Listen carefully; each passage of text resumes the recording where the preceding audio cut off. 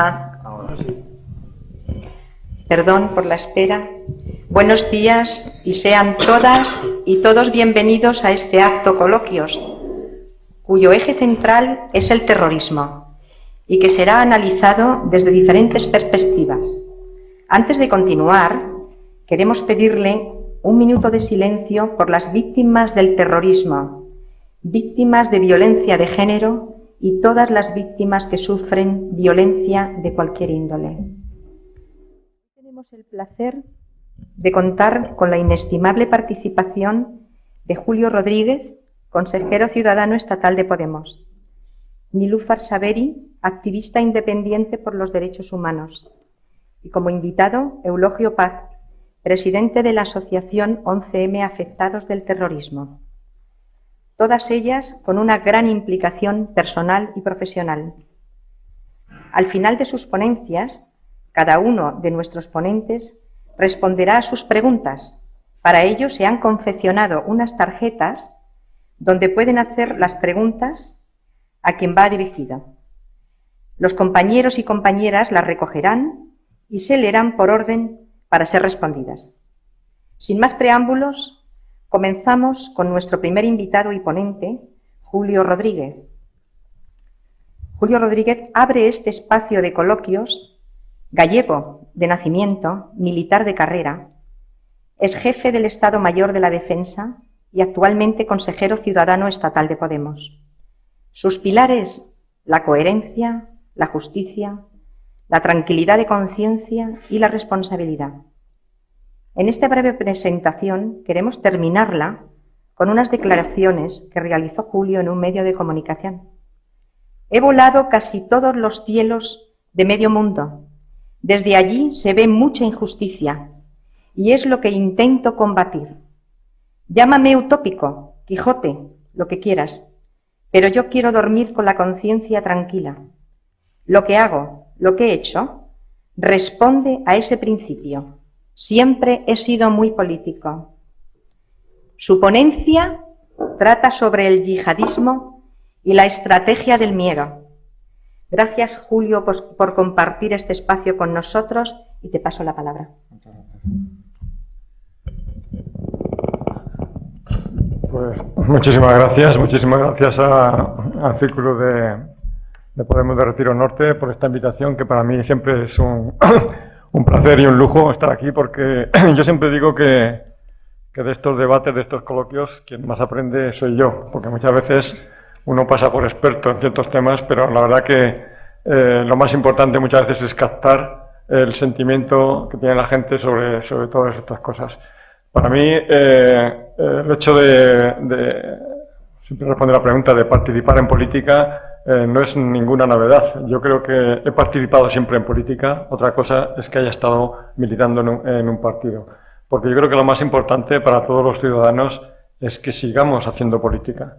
Porque la política se hace en democracia, la hace el pueblo, la hace la gente, y son los políticos, nuestros representantes, los que tienen que, por así decirlo, obedecer nuestras órdenes. El día que dejemos de hacer política, el día que nos cansemos de hacer política, el día que consigan que nos aburramos de la política, estamos perdiendo los derechos que hemos conquistado y que ha conquistado la gente. Pero bueno, esto no va nada con la ponencia que quería, pero únicamente es para lo que creo que es más importante, la segunda parte, abrir temas para el debate y para la discusión, que yo creo que es lo más enriquecedor. Hablando, cuando elegíamos el tema, hablar del tema del yihadismo, hablar en general del terrorismo y hablar de la estrategia del miedo, pues parece un poco contradicción, y en este sentido yo quisiera que se me entendiera correctamente. El terrorismo es una amenaza que está ahí, pero hay que valorarla, como todos los conflictos, hay que conocerla, hay que analizarla, hay que ver las causas, hay que ver cómo se combate contra ella, combate entre comillas, porque no significa nunca utilizar la herramienta militar, sino como en todos los problemas, como en cualquier otro problema que tenemos políticos, hay que ir al fondo, hay que ser radical, hay que ir a la raíz de los problemas. En ese sentido, por eso quería hablar un poco de la estrategia del miedo, que la estrategia del miedo funciona en el mundo laboral, funciona en el mundo de los conflictos, funciona en el mundo del terrorismo. Se trata siempre de establecer una dicotomía entre lo bueno y lo malo, y las cosas no son nunca tan sencillas como lo bueno y lo malo. Y ese es el mensaje que nos quieren hacer transmitir. En ese sentido, muchos de las estrategias de seguridad que elabora cualquier gobierno siempre se elaboran documentos muy sofisticados sobre cuáles son las amenazas y los riesgos, ¿no? Hasta ahora todas las amenazas parecía que se tenían que combatir con el instrumento militar, pero ahora ya hay un listado desde que pasa de los conflictos, las ciberamenazas, la vulnerabilidad de las estructuras físicas, la vulnerabilidad económica, el calentamiento global. Bueno, en esa lista en la que todo el mundo considera que está incluida esa amenaza, al final se establece esa especie de... Nos preguntamos si son esos riesgos, son todos los que hay, si faltan algunos, o si son producto de una serie de intereses, de una serie de poderes económicos que tratan de listar eso para que incluirse en el medio. Yo creo que, o son reales, yo creo que hay siempre, en todas estas cosas, hay una parte del uno y del otro. Pero hay que tener cuidado, en este sentido, en que no se elabore, y aquí voy a lo que es la influencia, una estrategia del miedo en el que tengamos que estar siempre temerosos. Somos sociedades acomodadas, en que parece que lo que tenemos miedo es a perder lo que hemos conseguido, y esa estrategia funciona. Todo el mundo quiere estar seguro. Estamos hablando de nuestro barrio, estamos hablando de nuestra urbanización, estamos hablando de nuestra vivienda. El problema es qué estrategia utilizamos para defender esos intereses que tenemos. Esas son distintas estrategias que hay que estudiarlas, y por eso creo que en una sociedad hay que debatir qué estrategia hay que utilizar dentro como estrategia de seguridad. Y eso no va asociado nunca con un instrumento militar. Porque en cualquier estrategia, en cualquier economía hogareña, en cualquier economía local, en cualquier economía regional, hay recursos escasos que hay que establecer prioridades. Y esas prioridades pasan por sanidad, pasan por educación, pasan por la alimentación y pasan por la seguridad. Esas prioridades son las que hay que establecer. En este caso concreto, entonces hablando de terrorismo, lo que sí que es evidente es que la solución militar es un fracaso. Así como la solución, y está demostrado empíricamente. Está demostrado empíricamente porque a veces, y para casos, no solo eso, sino que ha creado más terrorismo, por así decirlo. Esta estrategia de utilizar el instrumento militar, y no quiero poner el clásico estereotipo de las estrategias que se han seguido por parte de Estados Unidos en Irak o en Afganistán. Se produjo un atentado terrible, el del 11 de septiembre, ante una sociedad que pensaba que estaba blindada. Ellos siempre habían llevado sus ejércitos fuera, a Corea, habían llevado a Vietnam, pero siempre estaban protegidos. Cuando se produce un ataque a lo que ellos llaman el homeland, a su tal, de repente se produce una crisis, que la primera reacción de un líder es la guerra del terror. Hay que atacar contra ella. Y esa reacción, que fue muy bien acogida por la población, electoralmente por la población americana, demostró que fue un fracaso. O sea, de Al-Qaeda surge, por poner nombre, porque yo no sé por poner nombres Al-Qaeda, ahora Estado Islámico y demás, surgen otro tipo de conflictos.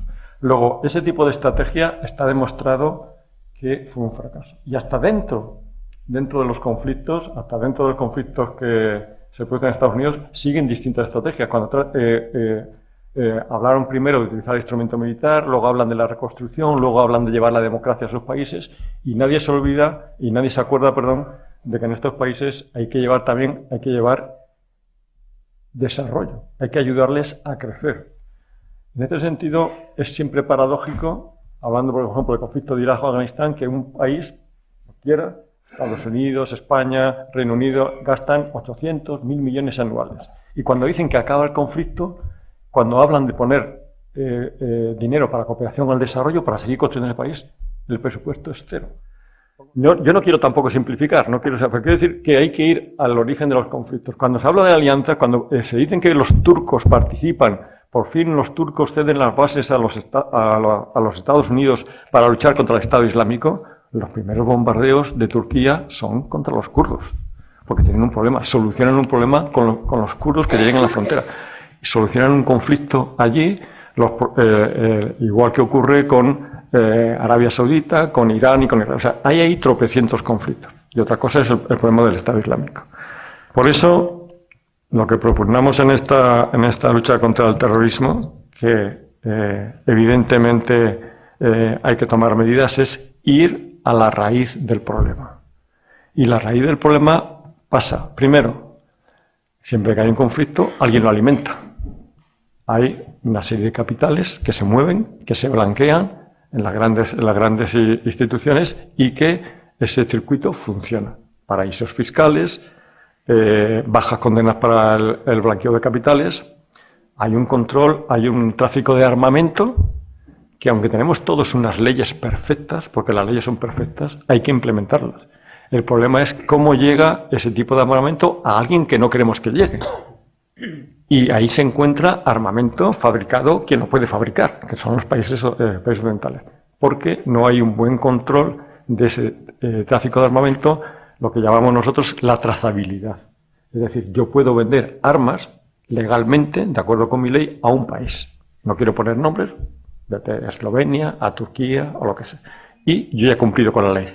Pero yo sé que esas armas van a llegar a Arabia Saudita. Hemos visto a Arabia Saudita que ha hecho un contrato con Estados Unidos de 110.000 millones de dólares en el último viaje de Trump. Si es que no hay ni en Arabia Saudita no hay tanta gente para ese armamento. Es únicamente para volverlo a reexportar y ahí está el negocio. Luego, primera medida de largo plazo que tienen que tomar los gobiernos, y no como retórica, sino implementarla, y eso requiere voluntad política. Alguien dirá, pero eso es utópico porque eso hay que hacerlo de una manera global e integral. Sí, pero alguien que se considere que ese es un valor que hay que proteger puede empezar. España puede empezar con esa política. Es que si no lo vendemos nosotros, los vende otro. Bueno, hay que empezar. Yo sé que no voy a arreglar mi país yo solo, pero yo tengo que hacer bien lo que tengo que hacer. Yo creo que esa política de ejemplaridad, de hacer las cosas correctas, hay que hacerla. Ya sé que son políticas a largo plazo. Políticas a largo plazo es también todo, ahora de este control de armamento, del control de los capitales, de el control, eso que se dice siempre, coordinación de los servicios de inteligencia. ¿Quién está contra eso? Para mí es un problema de educación. Siempre voy a recurrir a este tema. Es un problema de educación, es que un problema de largo plazo. Empieza educación en los colegios, en las escuelas, en los debates como este, en las televisiones, en los periódicos. Todo eso yo creo que retroalimenta esa estrategia del miedo que no produce ningún beneficio. Es clave que hagamos política, que participemos en política, porque participar en política significa exigir a los que nos representan que cumplan con esa. Y del debate, que es educativo también, que es pedagógico, sale un mejor país y es lo bueno de la democracia, el poder del pueblo, el poder de la gente. Que la gente sabe mucho más que los premios Nobel o que los políticos eminentes con experiencia o que los economistas de prestigio o que los abogados expertos en leyes, porque saben lo que quieren, viven la vida y tienen el conocimiento de la vida, que es el más importante. Nuestra siguiente ponente es Nilüfer Saberi, activista iraní de derechos humanos. Desde pequeña sentía la necesidad de mejorar su entorno. Por ello, se sumaba a iniciativas y grupos estudiantiles de diversas actividades solidarias. En 2009 encauzó sus inquietudes humanitarias creando, junto a otras y otros compatriotas, la Asociación Iraní de Derechos Humanos España, en el cual ocupó los cargos de vocal, secretaria y presidenta. En noviembre de 2014 dimitió de su cargo en la asociación para poder seguir de manera independiente con su activismo. Colabora con toda asociación, organización, persona o grupos de personas con objetivos comunes en pro de la defensa de los derechos humanos, en general y muy especialmente sobre las vulneraciones en su país de origen, Irán. Su ponencia urge que la humanidad nos unamos para defendernos de nuestros gobiernos. Gracias, Nilüfer, por compartir este espacio y te cedo la palabra. Gracias a vosotros. Bueno, como habéis comprobado, no soy experta en nada, no represento a nadie, con que puedo hablar tranquilamente, sin miedo a equivocarme y abierta a críticas, sugerencias y todo lo que consideréis oportuno. Efectivamente, como han dicho, pues desde pequeñita, pues yo no entendía por qué algunas personas vivían de una manera, otras de otra. Me acuerdo en un viaje que hicimos en Irán, En el trayecto había como un conjunto de casas de hojalatas o algo parecido. Entonces pregunté a mis padres, ¿esto qué es? Y me dijeron, son son chabolas. Y digo, ¿y qué hacen allí? Y dicen, pues vivir. Digo, ¿y por qué no viven en casas normales? Pero una canija, claro, era yo. Y dicen, porque no tienen dinero. ¿Y por qué no tienen dinero? Vamos, yo no sé cómo mis padres hasta ahora ya no me han matado directamente. De tanto por qué. El caso es que nunca he entendido de que habiendo un planeta Tierra tan rico en recursos, sea tan injusta a la hora de repartirlos, porque hay recursos para alimentar 6 veces la población de la Tierra. Y muy lamentablemente sabemos que mueren de sed, de hambre, niños, personas, mueren en guerras, que yo soy mucho peor pensada que Julio, que los gobiernos crean, que los gobiernos siguen. El terrorismo viene de nuestros gobiernos. Occidente malo, malísimo. Oriente peor, porque Occidente, por sus intereses de poder y económicas, destroza Oriente, cierto. Pero es que los gobernantes orientales lo permiten a costa de destrozar a su propio pueblo. En Oriente las migajas llegan al pueblo. En Oriente ni las migajas nos llegan. En mi país natal, Irán, donde desde el año 1979 tenemos una teocracia islámica que supuestamente iba a ser no va más el paraíso terrenal, la gente es un país riquísimo, riquísimo en sus recursos. La gente tiene que vender riñones para poder seguir manteniendo a sus familias. Mujeres casadas se tienen que prostituir a escondidas de su marido para poder llevar pan a casa para sus hijos. Es una situación realmente inentendible y solamente se benefician 4 los que están en poder. De lo que se trata es que tenemos que luchar nosotros, cada persona, el pueblo, contra el sistema gubernamental mundial. Ni Occidente, ni Oriente, ni Estados Unidos es el malo malísimo, nada de eso. Somos nosotros responsables de no permitirlo. Y con nuestros gobiernos no podemos contar, porque el gobierno que nos facilita que sea más barato drogarse y emborracharse que irse al cine, al teatro, comprarse un libro. Eso es lo que quiere para la juventud.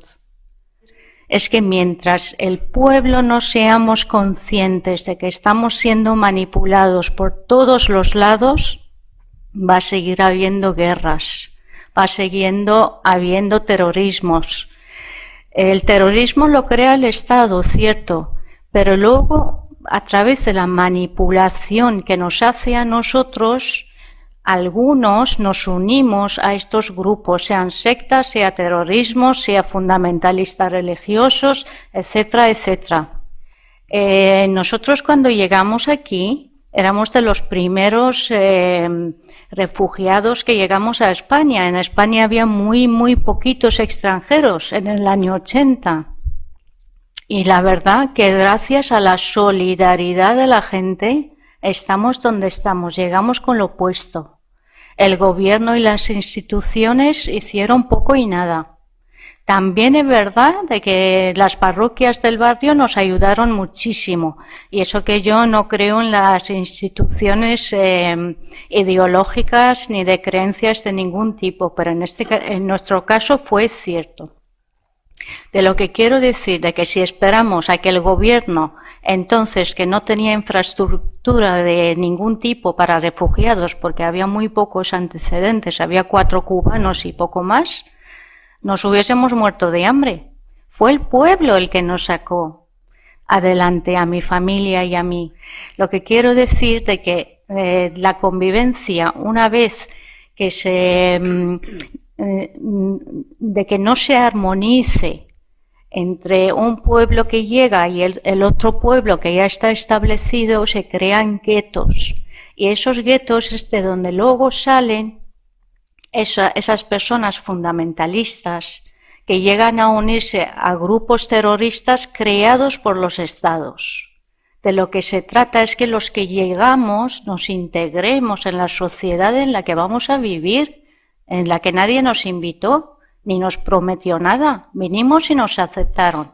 Y si algo no nos gusta, tenemos que luchar para cambiarlo, pero siempre desde el diálogo, desde dentro, participando en todo lo que es la actividad social, política, y de jamás recurrir a la violencia.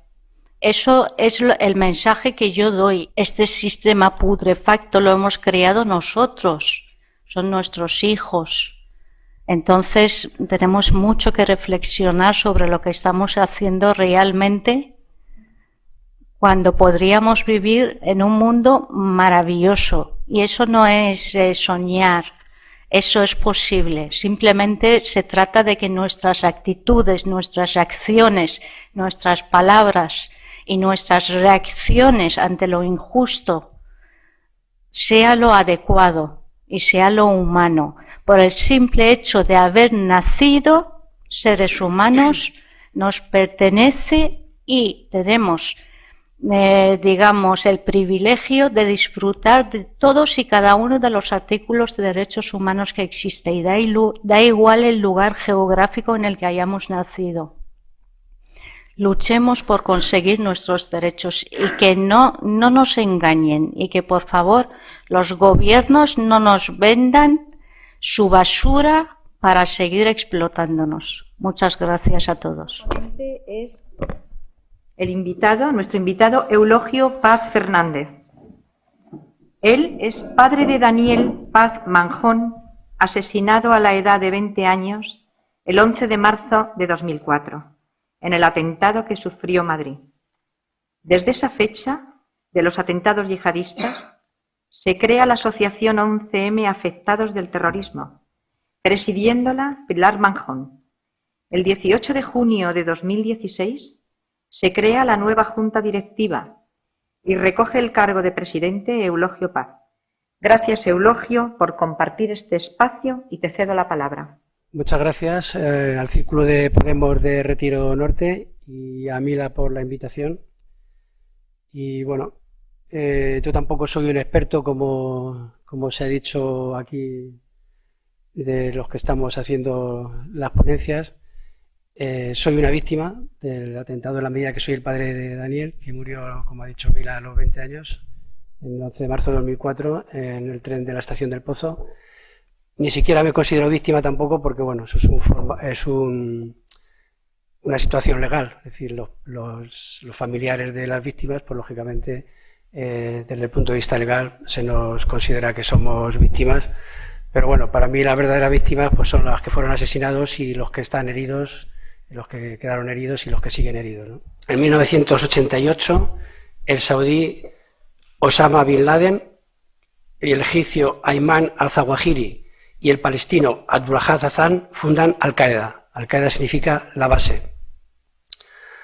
Al-Qaeda surge en un contexto específico: las postrimerías del conflicto armado de la entonces Unión Soviética con Afganistán, el apoyo militar a los insurgentes afganos por parte de Pakistán, el respaldo económico de Arabia Saudí, interesada en defender y extender el wahabitismo, que es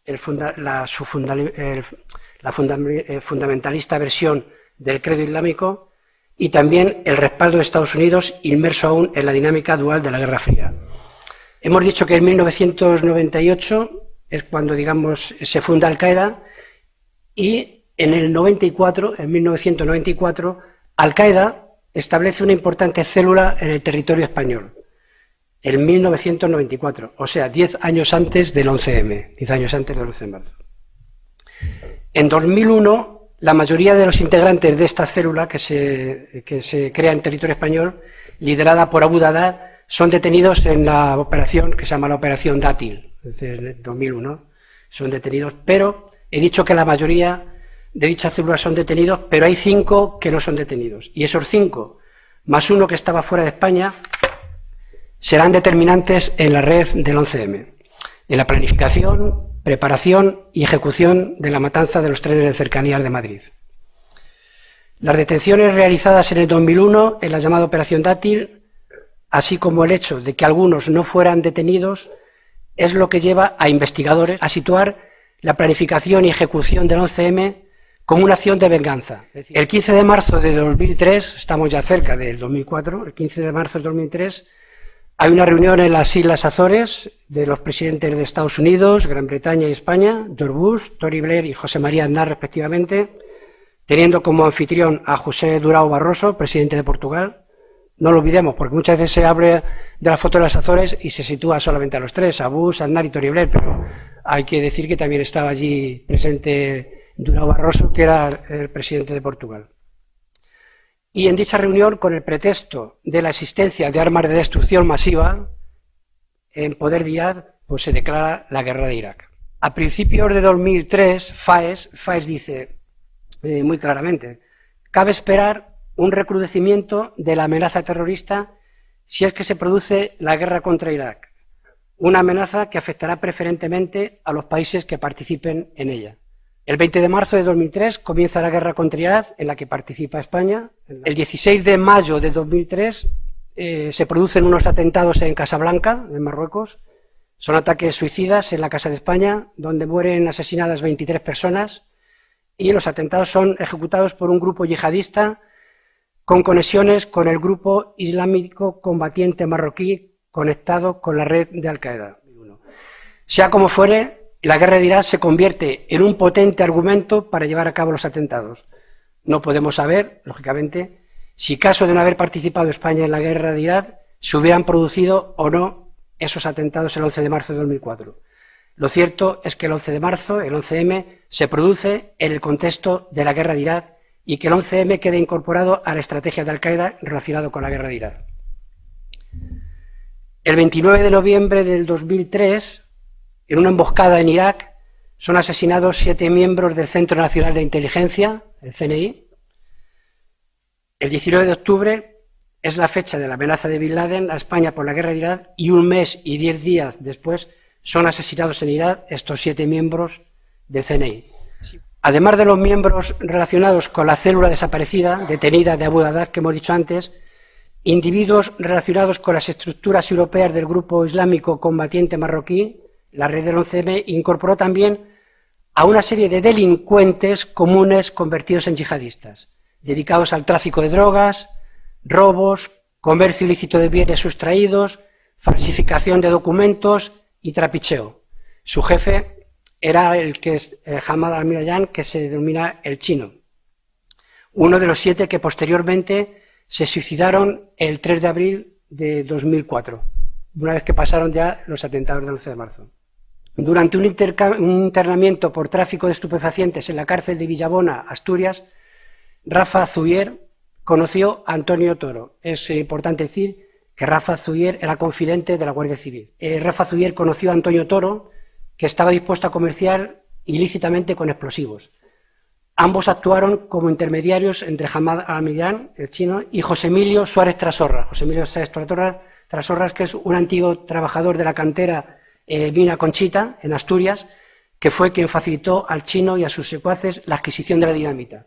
A partir de septiembre de 2003, ambos grupos de delincuentes, unos al servicio de la yihad y otros al servicio del lucro personal, se reúnen varias veces en Madrid para concretar la adquisición de explosivos a cambio de droga o dinero, y comienzan los primeros transportes de explosivos a Madrid.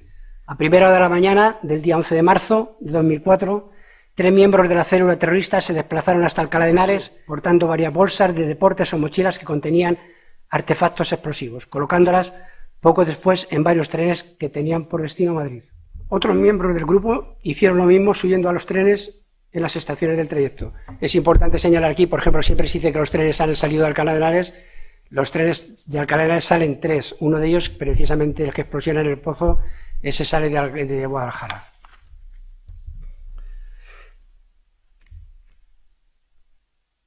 De las 13 bombas colocadas, explosionan 10. Una no explosiona en Atocha, se intentó desactivar, pero no se pudo y se procede a una explosión controlada. Otra no explosiona en El Pozo, que es idéntica a la de Atocha, y sucede lo mismo. Se procede a una explosión controlada por los artificieros. Y hay una que no explosiona y aparece entre los efectos que son recogidos en la estación del Pozo. Diciendo la bolsa en cuestión, tras un periplo por la comisaría de Puente Vallecas, Villa de Vallecas y FEMA, es llevada finalmente a la comisaría de Puente Vallecas, donde es inspeccionada y viendo que contenía un dispositivo explosivo, es trasladada al Parque Azorín para desactivarlo. Al contrario de las otras 2 bombas que no explosionaron y no pudieron ser desactivadas, esta sí es desactivada. El resto de los móviles lleva a la policía también hasta el piso de la localidad madrileña de Leganés, donde acorralados 7 terroristas se suicidan con invocaciones a la guerra de Irak y a Alá. Alguno pudo huir antes del piso. Tras la explosión de los trenes comienza el goteo de asesinados y heridos, 191 fallecidos y cerca de 2.000 heridos. Comienza también por parte del gobierno del Partido Popular, presidido por José María Aznar, el goteo de manipulaciones y mentiras tratando de hacer creer a la ciudadanía y a la prensa que ha sido ETA la autora de los atentados. ETA lo desmiente y, por otra parte, incluso en algunas cancillerías extranjeras aparecen las primeras informaciones relacionadas con comunicados de organizaciones vinculadas a Al-Qaeda reivindicando los atentados. El juicio concluyó que a las 6 de la tarde del mismo día 11, el ministro de Interior, Ángel Acebes, ya sabía que el explosivo no era titadín, firma habitual de ETA, lo que no impidió que hasta el sábado 13 por la tarde Ángel Acebes insistiera en que esa seguía siendo la línea de investigación prioritaria. En el año 2008, o sea, un año ya después, el Tribunal Supremo ratificó la sentencia que responsabilizó a grupos yihadistas de la matanza de 191 personas sin que su gestación o ejecución hubiera participado ETA. Y termino diciendo que por todo esto, para nosotros es muy importante este tipo de actos para que las actuales generaciones sepan lo que ocurrió, para que se escriba el relato objetivo de lo que ocurrió antes, durante y después del 11M, y para que en el futuro se estudie en los libros de texto de las escuelas, instituciones y universidades, para que en el futuro permanezca la memoria histórica del 11M. Y nada más, muchas gracias.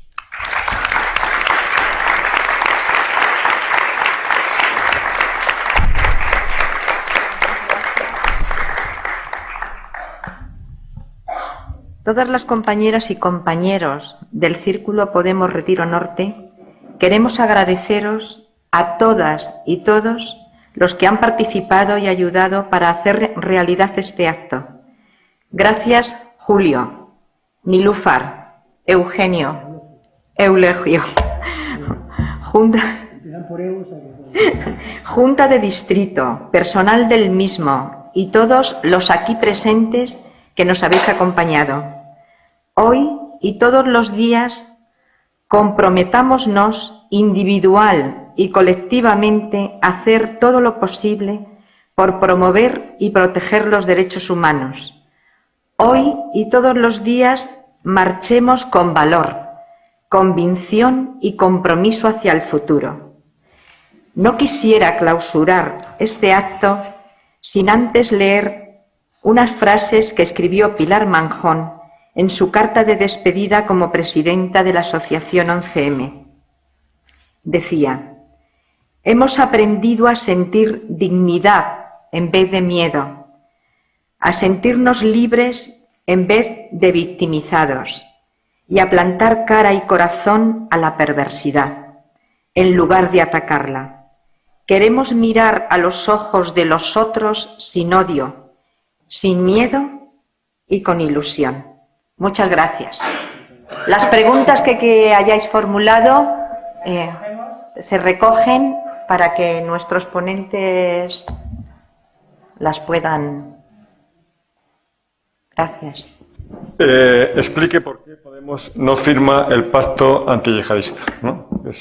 Es un mantra que sale siempre que hay un atentado, ¿por qué no se firma el pacto antiyihadista? O sea, cualquier pacto, cualquier medida, las que he puesto, se tienen que hacer todos los días, no se tienen que recordar. O sea, una prueba de que el pacto, que fue algo que se firmó en febrero y 4 meses después se recordó y que lo único que hizo fue modificar el Código Penal para perseguir el delito, la ley Mordaza y demás. Nosotros dijimos que no estábamos de acuerdo con esas medidas en aquel momento y creo que nuestra postura es coherente porque esas declaraciones se hacen precisamente en los momentos de más dolor, pero queremos ser coherentes, es que las medidas había que hacerlas, algunas de las que he puesto y pusimos 7 medidas, son medidas a largo plazo para erradicar el terrorismo. Y esas medidas no hay que sacarlas como el pacto se saca siempre que hay un atentado, sea en París o en Londres, hay que aplicarlas ya hoy que no hay atentados, hay que estar aplicando esas medidas.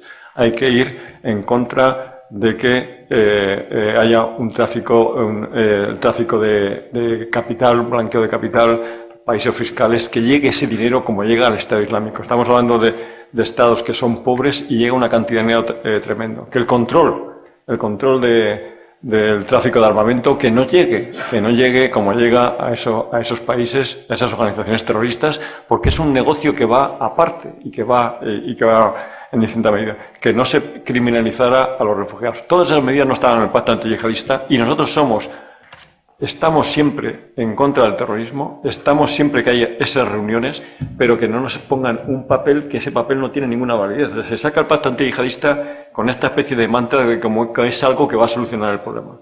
El problema se soluciona, como decía yo en mi ponencia, con voluntad política de implementarlas y no con una firma determinada o con una reunión. ¿Para qué se reúne el pacto antiyihadista? Para decir que el sistema de alerta sigue en nivel 4. Pues claro, va a seguir en nivel 4. Porque hay 5 niveles, el nivel 5 es el máximo y nadie se atreve a bajar del 4 al 3.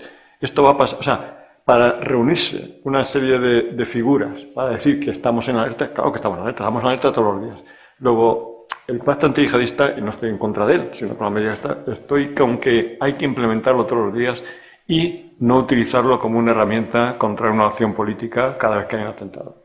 Sí, preguntan que qué me parece la política que se está llevando en España en cuanto a la llegada de los refugiados. Eso hay que transmitírselo al español de a pie, que es el que está soportando los gastos, porque ya sabemos que el gobierno lo que sabe es llevárselo para su casa, no sabe compartir.